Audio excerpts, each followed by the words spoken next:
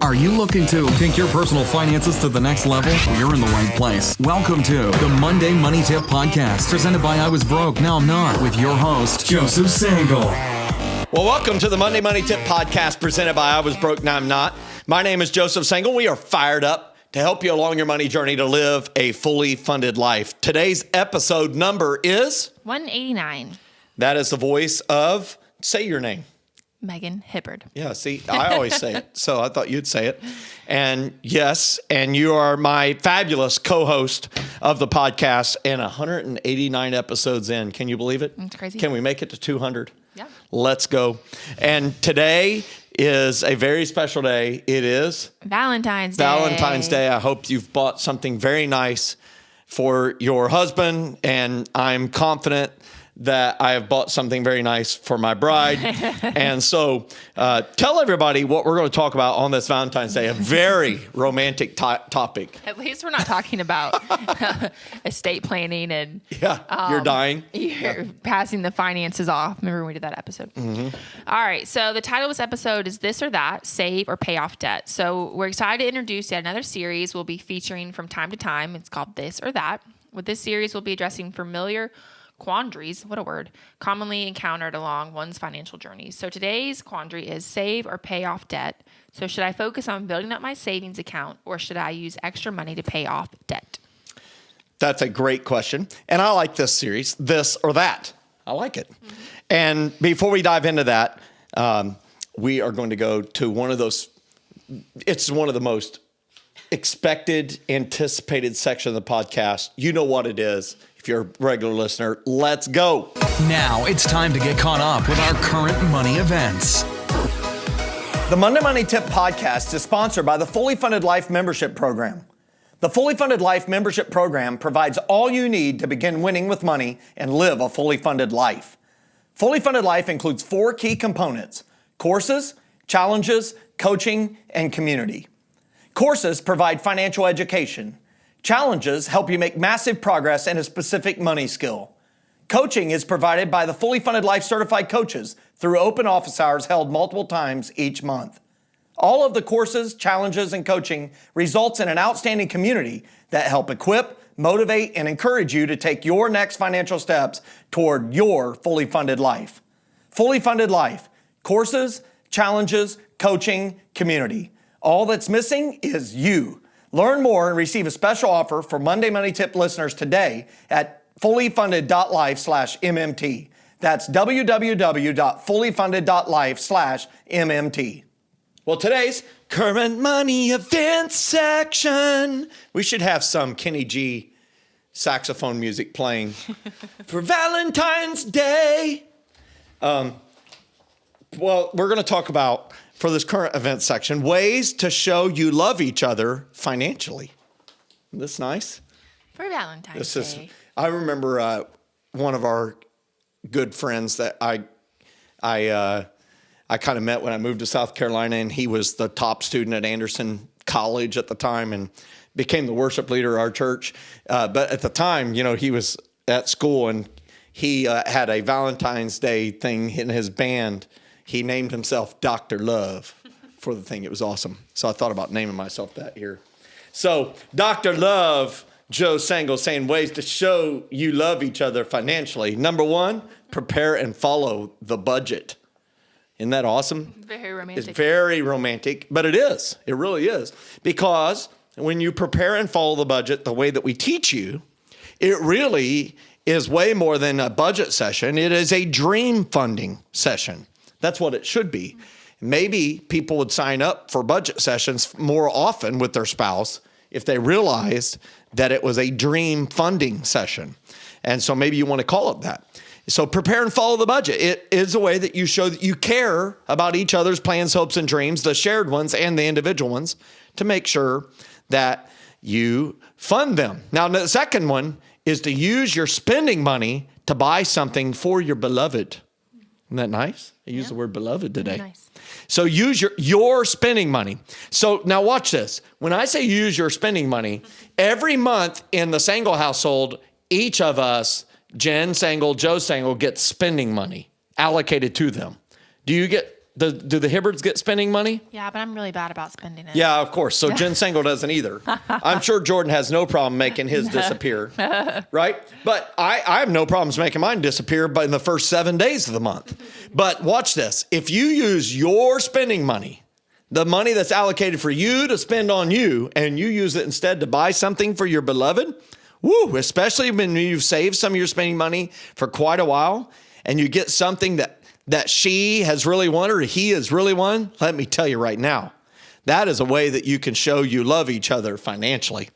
In fact, after Christmas, I went to one of my favorite outdoor stores, and for some weird reason, they had holiday socks, really soft, comfy ones, and they had them 75% off.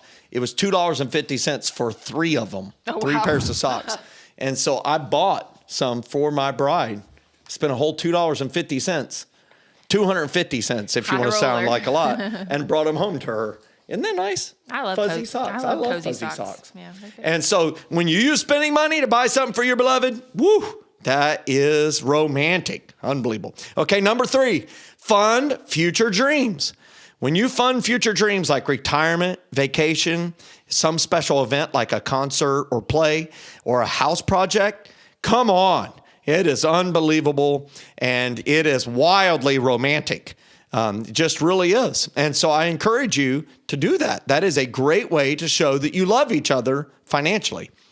The fourth of my 5 that I'm going to share today, in case people are wondering how long I'm going to go on this, number 4 is you can give them cash or a gift card and tell them to go buy something for themselves.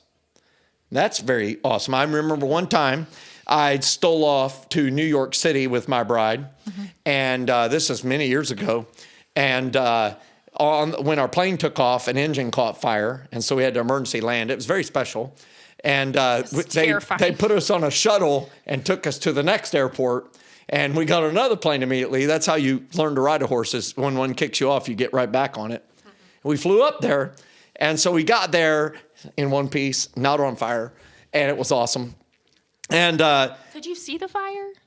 No, you could smell it. Oh, It's kind of, and you could see the green fire trucks racing out to meet us at the end of the runway. It's a very special moment.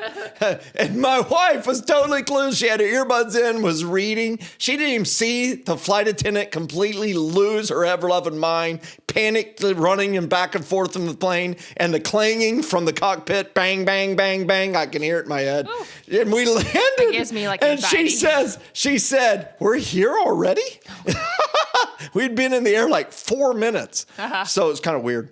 But anyhow, you can get, when we got there, I had a gift card, a cash gift card that I had for her, and gave it to her and said, "Go spend it."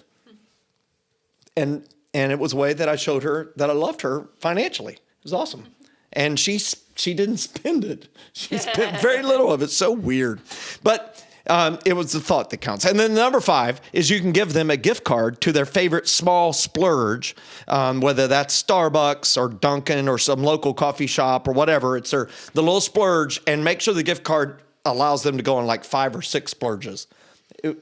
Am I right? Yeah. Do you want to add any of this? Well, for us, one thing we've said is we don't go to Starbucks unless we have gift cards. So like, we can make coffee at home, or like I got an espresso for Christmas, so we can make like some fancy coffee at home. But like the only time we go, because it's like $5 for a special foofy drink. You know, I just can't get behind that. But I do enjoy a good drink every now and then. And so we try to like only do gift cards. So for me, that would be good, because then I would feel like I could spend it. I wouldn't have a problem spending that one, because that's the only time we're allowed to go. Listen up, Jordan. That's awesome. So if you want to show that you love each other financially, there's your 5 tips. Replay if you want to hear them again. That's it for today's current romantic events segment, money events segment. All right. Our success story today is from 16-year-old Kayla, who attended a financial learning experience. And during the FLE, Joe, you spoke about having oxen investments that make you money. And Kayla wrote us in to tell us some exciting news. She said, "I was so interested in learning about the oxen, so much so that I decided to try it for myself. I'm only 16, so I asked my parents what I could do and decided to buy a small heifer." That's funny. My mom said if I take care of it, feed it, and sell it, what is that? Then I may sell the yearlings. Is that like the babies? Yeah, the babies. Okay. The heifer grows up. A heifer, to be clear, just to be very clear, is it a cow? It's a female cow that has not had a baby yet. Okay. So once a heifer has a calf, that is now officially a cow. So why do they call it the yearling and not calf? Because a yearling, they don't know if it's a male or female yet. Yeah. Okay. It's a bull calf. That's a heifer. I needed to get, Okay. There you go. Knowledge there because I was just confused. Each year, keep my earnings. I'm now truly earning money while I sleep. Thank you so much for blessing our church with all of your knowledge. So she literally got an oxen. Literally. Isn't that awesome? And I love this story from Kayla. And I remember this happening. I grew up on a farm and we had some heifers. And we would go to the sale barn. And if you've never been to a livestock auction before, you have not lived. It's just was unbelievable. The smell was colossal and awesome. And my dad would buy these fried tenderloin sandwiches where the tenderloin was double the size of the bun. Oh, and you could slop as much mayo on it as you wanted because you're a kid. It doesn't matter health-wise. And just eat it. It's just unbelievable. And my brother, the brother number 4 of the 6 in our family, he bought a calf and brought it home and fed it out. That's what you call it, feeding them out. And he sold it, took it back to auction, sold it. And he came home, and I'll never forget, he had not 1, not 2, but 3 $100 bills. I'm talking this person, my brother, was definitely, Bill Gates, member of the Rockefellers. He was that wealthy. And I was like, my goodness, he didn't do hardly nothing. That thing sat in the pasture all summer and ate, and then he took it back. And so that's what Kayla's doing. And she's literally having an ox be an oxen for her. And I think that's amazing. So way to go, Kayla. You're on your way to building up your own herd and being able to produce great, great wealth long term.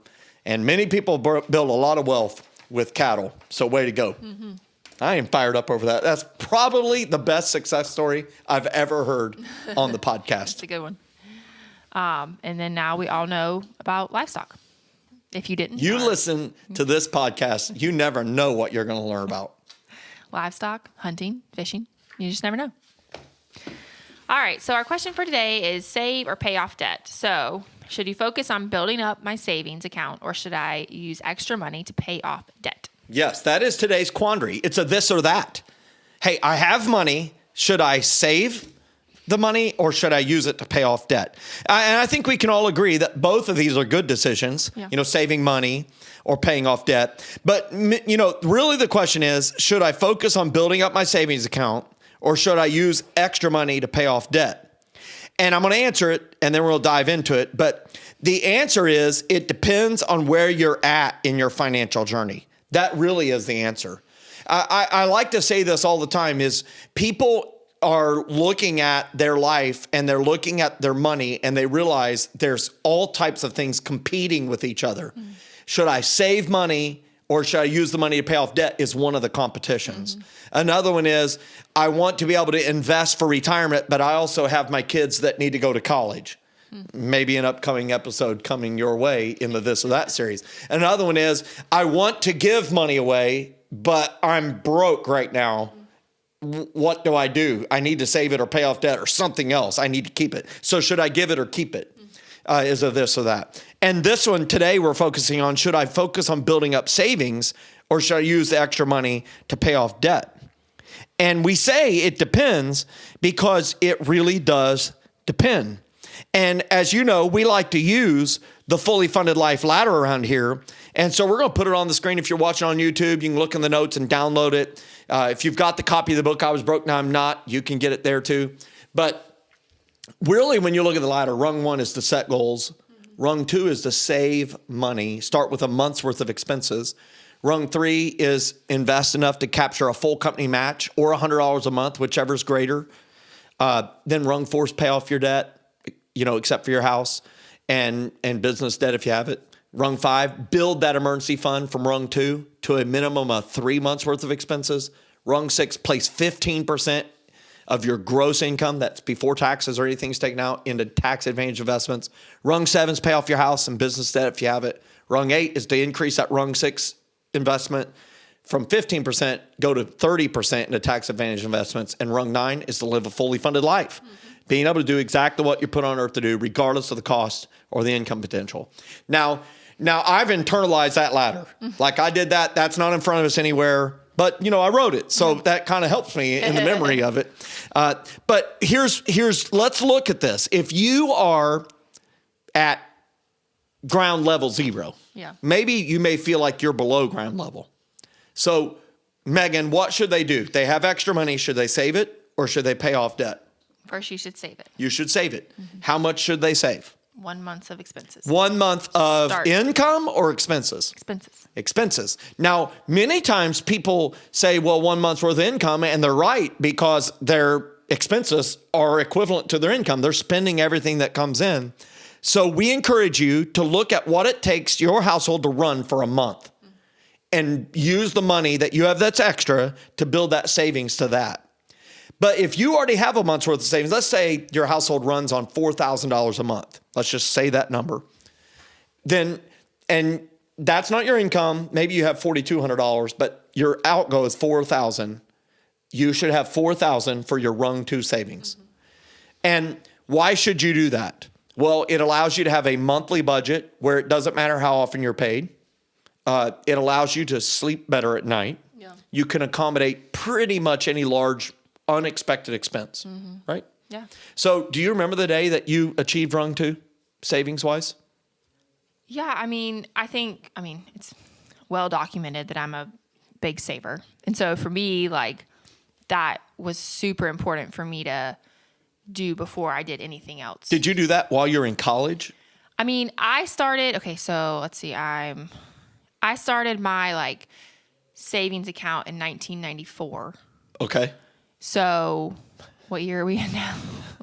2022. So the minute I was getting money, my parents were instilling we give to the church, we save, we can spend some money. I kind of probably went to the extreme of let's save it all just in case. You have good parents. You should keep them. They seem like really good parents. They are good parents. Yeah. So they taught you the savings thing. Yeah. And you as a child received that learning. Yeah. That's very important. Yeah. Because not every kid receives it. Yeah. Okay. So we're currently working on that with Logan. He's 2.5. So he got a piggy bank for Christmas. It's a tractor piggy bank, a construction excavator. Awesome. And he loves to work both sets of grandparents for any coins they'll give him. He knows what he's doing. We go to Jordan's, the charm. Yeah, we go to Jordan's parents' house and he knows where his mom keeps the change in her car and in her house and there's just this bin of coins. And so he's like, Gigi, can I have some? And she's like, well, I at least need a quarter to go to Aldi. So you can have everything else, but I at least need a quarter. But we're teaching him to save and, you put it in there. And then he's like, but it can open on the bottom. And I'm like, no. You got to leave it in there. So he is also learning marketing and sales skills here while he's at it as well. I like it. But name, image, and likeness is what it is. He's cute and he's getting donations for that. I like it. He is, yes. Mm-hmm. But it's something that was instilled in me and Jordan, and we want to instill in him about saving and giving. And, we talk about how to give other ways and just financially, also financially, but ways that we can partner with other people and give. Can we sponsor a child? Can we help with Operation Christmas Child? Can we, there's other things like that we can do because we're blessed. How can we bless others? That's awesome. These life lessons we want to teach him, and saving is a big one. So I think that's a really important thing here as we're talking about this is when you're asking this question, this or that, should I focus on savings or use the extra money to pay off debt?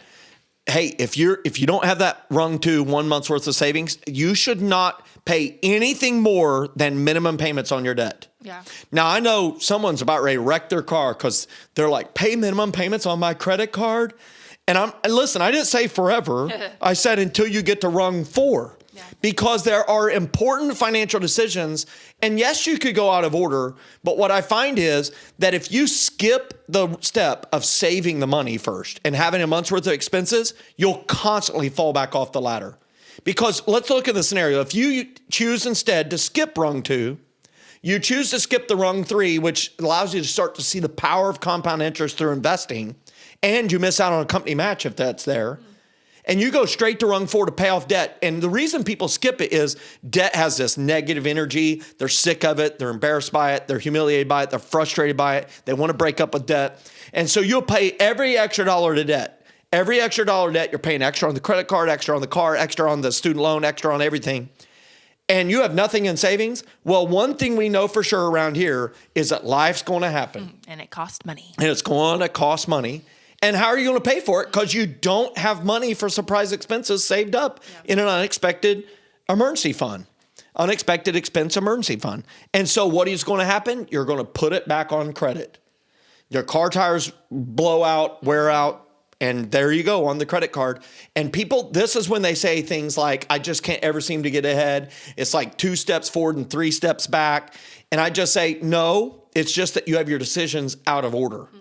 And so if you're at rung 4 and you have that 1 month's worth of expenses saved and you've written down your goals, your plans, hopes, and dreams from rung 1, and you're contributing that company and retirement account to get the match, well then, hey, we encourage you to use the Debt Snowball and pay minimums on everything except for that smallest amount of debt and the smallest balance, and blow it out the park. Just get rid of it. With all extra money, just plow it away. It's called the Debt Snowball. Now, let's talk to those who are listening who they've advanced, man. They're up at rung 6 or at rung 7. Yeah. They're putting 15% to their retirement account, to tax advantage investments, and they're also working on paying off their house. Well, what do you do with the extra money? Well, you can make a decision to fund a dream, which could become a known upcoming expense, or use it to pay down on the house, man. That can be a great way to do it. So that's what I encourage you to do, is to make sure you use this amount of money that you have, this or that, and follow the ladder. Now, we have one thing that kind of throws a little bit of a curveball here, and what's that? Yep, the large sum exception. So what is the large sum exception? What is that? It completely eliminates a larger debt. Right. If this sum of money you've gotten, this extra money, and you're thinking about saving it or paying off debt, if it completely wipes out a huge debt, a debt with a big payment is what I would say. So maybe it's a car and you got a $5,000 tax refund and you only owe $4,000, and man, it will free up $500 a month payment. But if you use the same money to pay off 4 credit cards and it freed up $75 a month in payments, well, I would rather pay off the car because it frees up a huge amount of monthly margin, which allows you to quickly come back and clobber. That's another great word, to clobber the credit cards. Yeah. So it's the large sum exception. Another exception in the large sum exception is what? Yep. So fund a big time dream. Right. So if you could fund a big time dream with this extra money, that could be a good use of it. For example, the big time dream of building that workshop behind the house. You know, you're going to spend $5,000 and build this nice little wooden workshop. That might buy 2 sticks of lumber right now, but inflation has happened. But it's a large sum exception. It might be that big giant trip that you've wanted to go on, or you wanted to pre-fund an anniversary trip. That can also be an excellent use of the funds. And then there's one other large sum exception. What's that? Yep. So fund an investment that generates additional income. Right. So this is really huge. You know, this is when people have large sums of found money. So I'm not talking about when you sell your house and you get a bunch of equity out of it. I assume you're going to live somewhere else. So I would use that money to go back in the next house, all of it. I'm talking about an inheritance. I'm talking about some ridiculous bonus that I don't know what happened, but you got like $30,000 or $40,000. I'm talking about some larger sum. Maybe it's $10,000. Maybe you sold a car that you just don't need anymore and you got a large sum of money. I would encourage you to think about, could you fund some investment that actually allows you to generate additional income in the future? So for example, the $40,000 could help you buy a rental house. And who pays off the rents? The renter. Yeah. Who pays the property tax? The renters. Ideally, the renters. Yeah. Who pays the insurance? Renters. Ideally, the renters. Yeah. Who pays the capital expenses like having to replace the carpet, redoing the kitchen, the bathroom in it from time to time? the renters. Now they say if you own real estate that you should expect 2 out of 10 years to not make any money if you're going to maintain the property well, because you're going to have to take all the profits and put it back in the building, right? But what if 8 out of 10 years could make money?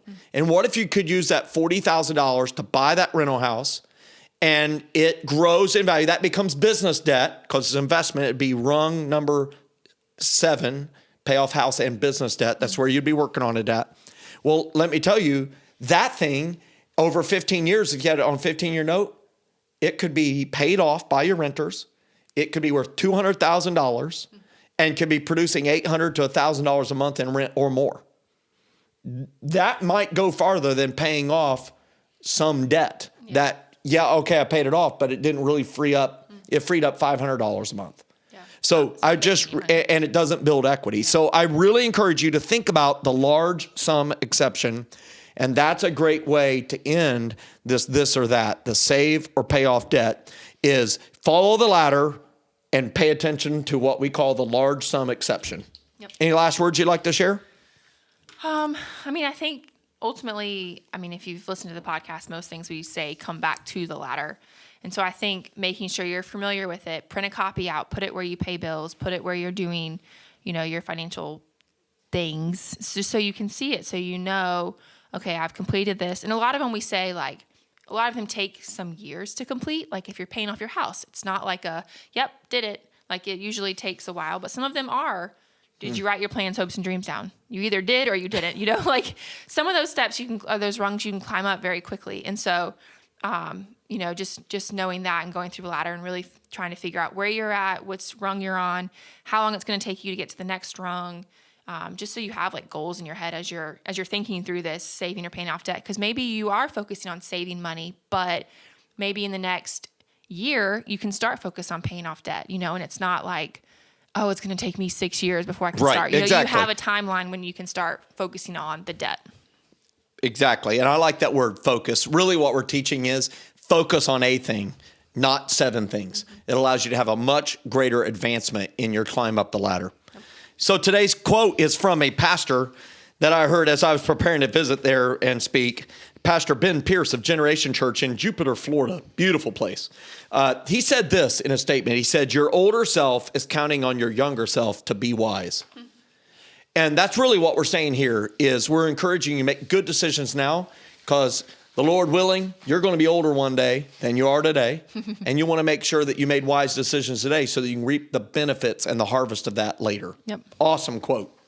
Okay, our next episode, we're going to do another This or That series. So we're going to talk about, should you purchase a car or lease a car? Ooh, yeah, we're going to step into that, are we? Okay, hey, if you like today's episode, please help us get this podcast so other people who can benefit. You can do it by quickly rating the podcast, leaving a review. These ratings and reviews help us make the podcast better and make it be more discoverable to our other listeners that we want to reach. If you've implemented one of our tips, please share your success stories with us by emailing it to info@iwbnin.com. That's info@iwbnin.com. If you're watching on YouTube, hey, leave us a thumbs up or a thumbs down if you don't like what we're saying. You can also share a comment. Comments are what Google uses to share the video with other people. We really want to help people win with their money. And so you're doing that will help us reach other people. You are helping us, and we're grateful for that. Hey, while you're at it, click the little subscribe button. If you want to be notified every Monday when a new episode comes out, hit the little bell. As we depart from this episode, what do you want to wish everybody? Happy Valentine's Day. Yes. Hey, you still have time. If you're listening to it on this Monday, you can still get to the store and get something for that special someone. Happy Valentine's Day, everybody. Everybody get fired up. Thanks so much for listening to this episode of the Monday Money Tip Podcast, presented by I Was Broke, Now I'm Not. If you enjoyed today's episode, please leave a review and subscribe. And for more great content and to stay up to date, visit iwbnin.com. We'll catch you next time.